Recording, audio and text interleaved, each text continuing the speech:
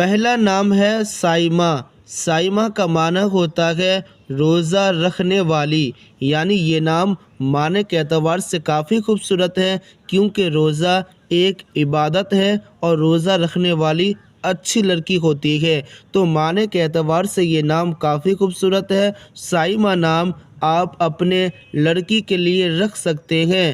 اس نام کو ہندی میں، انگلش میں اور بنگالی میں کیسے لکھیں، یہاں اسکرین میں آپ دیکھ سکتے ہیں۔ دوسرا نام ہے سبیحہ۔ سبیحہ کا معنی ہوتا ہے خوبصورت یا صبح۔ یہ نام معنی کے اعتبار سے کافی خوبصورت ہے۔ سبیحہ نام آپ اپنے لڑکی کے لیے رکھ سکتے ہیں۔ اس نام کو ہندی میں، انگلش میں اور بنگالی میں کیسے لکھیں، یہاں اسکرین میں آپ دیکھ سکتے ہیں۔ تیسرا نام ہے صباحت۔ صباحت کا معنی ہوتا ہے خوبصورتی یا نفاست۔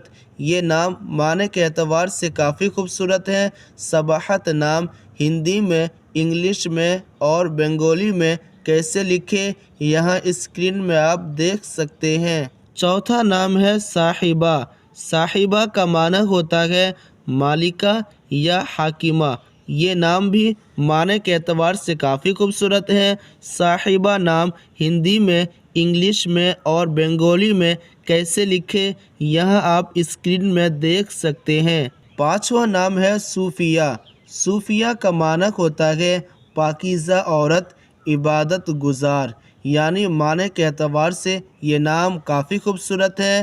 صوفیہ نام ہندی میں، انگلش میں اور بنگالی میں کیسے لکھیں، یہاں اسکرین میں آپ دیکھ سکتے ہیں۔